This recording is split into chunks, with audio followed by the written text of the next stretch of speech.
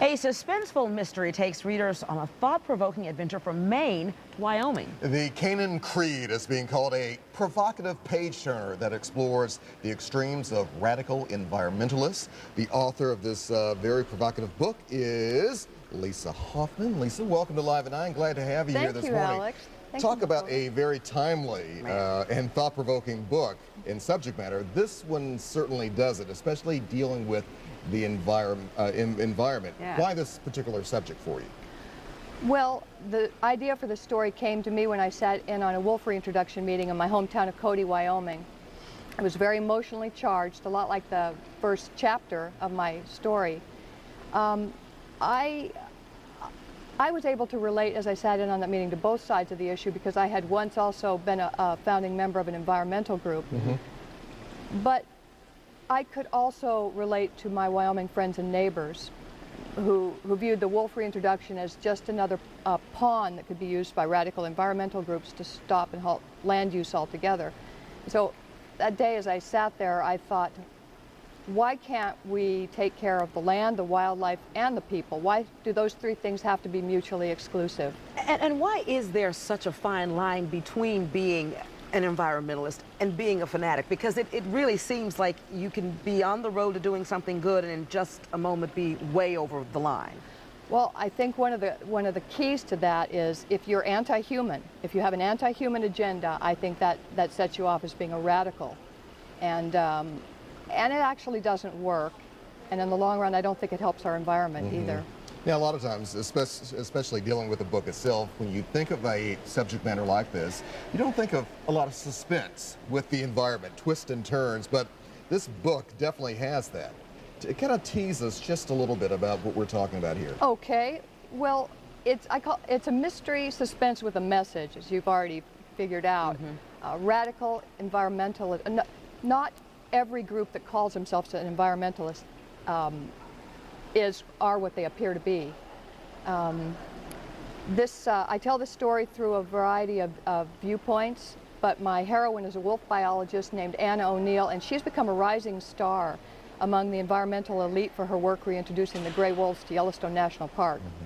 And after she receives an award for her efforts, international award, she decides to stop off at her family's privately owned island off the coast of Maine and surprise her father. But what Anna discovers just devastates her because her father, who's a well-known syndicated columnist, has been brutally murdered. Then as that homicide investigation drags on, Anna decides to return to her home in Cedar Ridge, Wyoming, and there the reader gets to know a variety of down-home Western characters like an elderly couple who run a Ma and Pa cafe that's being plagued by vandalism, a young logger who's frustrated by forest closures, and also a dude rancher who vanishes in the wake of another mysterious death. This community in which they live is just being torn apart by tension, and that builds throughout the story. In the meantime, my heroine, Anne O'Neill, is still trying to sort out her father's murder, her work with the wolves, and a growing awareness of hypocrisy within her own small environmental group. And then she receives a document called the Canaan Creed, and suddenly everything changes for Anna. She now holds the keys to restore her divided community, but it puts her in the direct crosshairs of a murderer, and she has to escape into the wilderness to survive. I don't want to spoil the mystery. This is very intriguing. Thank you. I'll throw out one more clue to the theme of the book that can be found in the title.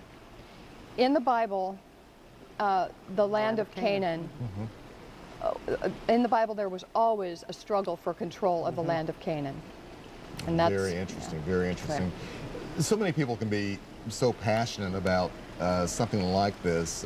What have you heard, Lisa, along the way in kind of getting the word out about your book? Are you hearing from both sides of this issue? What are folks saying to you about it?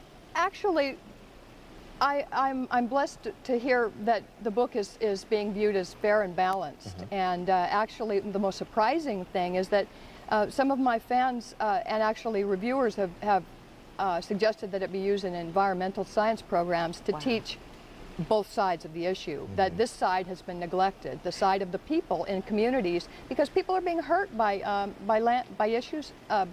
policies. And you have, I guess, a unique perspective on all of this. Your husband is a former deputy assistant for fish, wildlife, parks, and the whole bit. So That's you right. have a different perspective on what's going on both sides of the issue. That's right. My husband's career definitely gave me an inside view, not only to land issues, but also to some of the more radical tactics that are used on a national level from radical environmental groups. And for a book like this, Lisa, you really seem to kind of sink your teeth into it. Is this typically your approach? I mean, to really kind of throw yourself into it? I don't think I could write a book unless I felt passionate about the subject. Right. I have several other books that are in the queue, and they're different subjects, but they're culturally relevant and controversial too. So, but I've been getting some requests from fans to write a sequel to this, and so I'm thinking about that. So what about it? I've already put some things down on paper. Good deal. Good. He's You got to working make on it happen. Part 2 is on the way. I think your viewers will like to see that for sure. All right. All right. Hoffman, The Canaan Creed. That's and it. there's a book signing. You can meet the author tonight, 6 o'clock, Davis Kidd Booksellers. You know the address. 387 rather. Perkins Extended, right there. We'll come out and see you. Yeah, Oh, Lisa, I'd thank you very love much. that. Look Thank forward to you. seeing you. Just stay Thank right you. there.